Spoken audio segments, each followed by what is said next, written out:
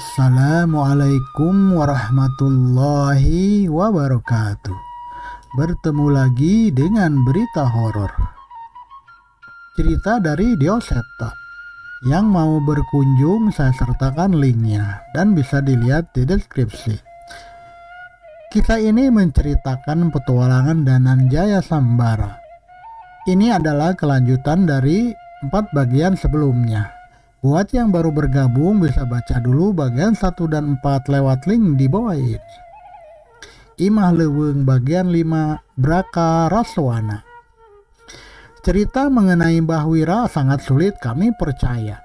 Selama ini Kang Asep sengaja menyembunyikan kenyataan ini karena tidak ingin menambah korban dari orang yang ilmunya belum cukup. Kang Asep membopong Mbah Wira dan menidurkannya di teras rumah.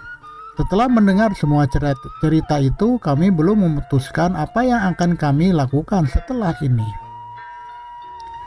Setelah kejadian ini, hampir semua kenikmatan duniawi pasti saya dapatkan, ucap Mbah Wira. Tapi setelah kehilangan orang-orang yang berharga dan hukuman yang menunggu saya di akhir zaman nanti, semua itu menjadi tidak berarti. Lanjutnya dengan penuh penyesalan. Kami saling memandang seolah mempertanyakan kebenaran cerita ini. Lantas, kenapa kalian menyerang kami? Tanya Cahyo dengan tegas. Kang Asep menghampiri kami setelah meletakkan Mbah Wira di posisi yang aman. Mbah Wira tega masuk menyerang. Makhluk-makhluk itu dikendalikan oleh empunya yang saat ini menunggu Imah Leuweung. Jelas Kang Asep. Mbah Wira berusaha untuk bangkit duduk, namun tubuhnya yang terlihat rentak tak mampu lagi menahan. Mereka makhluk yang diperintahkan untuk menjagaku sekaligus memberikan kesaktian.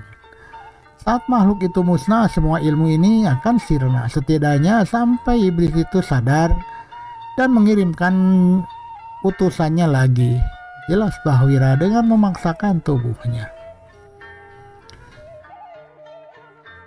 Aku semakin penasaran, tidak mungkin kami membiarkan makhluk seberbahaya itu tetap ada di dunia ini.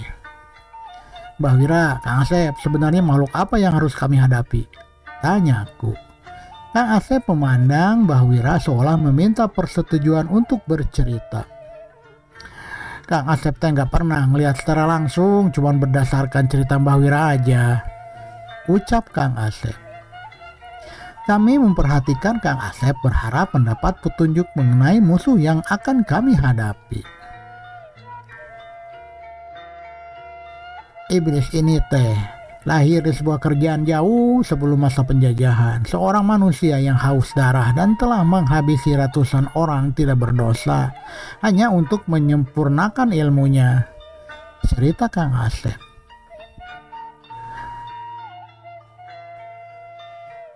Pasukan kerajaan pernah mencoba menangkapnya, namun hasilnya setengah dari pasukan kerajaan dihabisi oleh makhluk itu seorang diri, ujar Kang Asep lagi.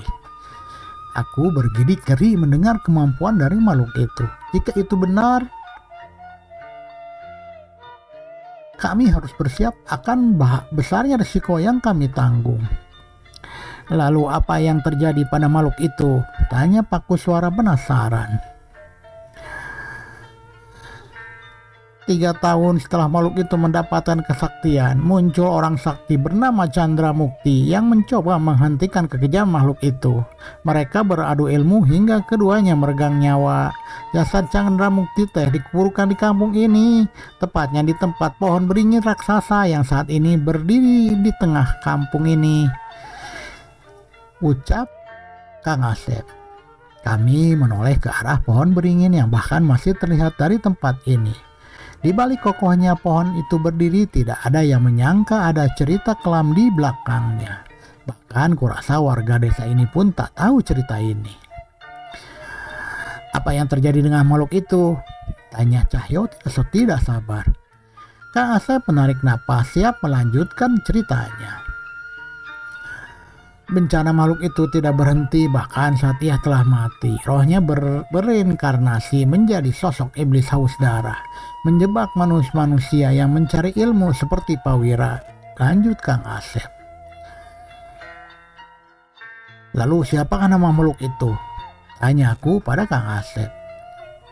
Mungkin saja bila tahu namanya, aku bisa mencari informasi cara untuk menghentikannya. Makhluk itu dikenal dengan nama... Sebelum selesai mengucap, Kang Asep terbatuk. Namanya... nama... Kang Asep berusaha meneruskan, namun darah keluar dari mulutnya. Kang Asep terjatuh tersungkur. Kami segera mengelilingi Kang Asep. Pak Kuswara membacakan doa pelindung, dan kami berusaha menahan serangan-serangan yang menuju Kang Asep. Brakaraswana, ucap Pak Wira dengan memberanikan diri. Mendengar nama itu, keris raga sukmaku bergetar. Tak hanya itu, mata tompa Pak Kuswara pun memberi respon terhadap nama itu. Ini menandakan betapa berbahayanya makhluk itu. Bagaimana cara mengalahkan makhluk itu? Tanyaku pada Pak Wira.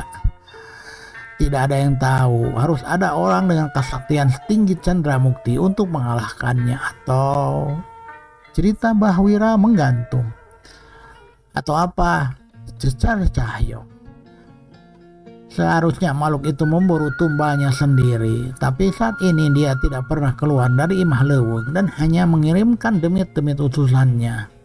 Aku sudah memberikan tumbal seperti yang dia minta, gadis yang lahir di Kamiswage. Seharusnya iblis itu mendapatkan tubuhnya kembali, tapi tak sekalipun makhluk itu meninggalkan Imah Leweng. Cerita Mbah Wira. Pak Kuswara berpikir sejenak dan menghampiri Mbah Wira. Maksud Mbah Wira teh Mira? Tanya Pak Kuswara. Mbah Wira menitikkan air mata, seolah menyampaikan penyesalan yang tak termaafkan. Maafkan aku, Kuswara, aku tahu perbuatanku tak mungkin lagi termaafkan, ucap Mbah Wira. Sudah Mbah, aku sudah memaafkan sejak lama, dan aku kesini memang bukan untuk balas dendam, ucap Pak Kuswara menenangkan Mbah Wira. Masih ada harapan, makhluk itu belum mendapatkan tumbalnya, lanjutnya. Kami menoleh ke Pak Kuswara, mengharapkan penjelasan dari Pak Kuswara. Namun sebelum sempat menjelaskan, Mbah Wira memotong Pak Kuswara.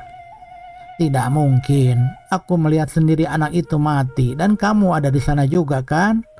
Ucap Mbah Wira tidak percaya. Jasad Mira sudah di tangan makhluk itu, tapi ia gagal mendapatkan rohnya. Mungkin itu yang membuat makhluk itu tidak bangkit dengan sempurna, jelas Pak Kuswara. Kalau itu benar, kita cukup menyelamatkan jasad Mira dan makhluk itu tidak punya kuasa lagi di dunia ini, lanjut Cahyo.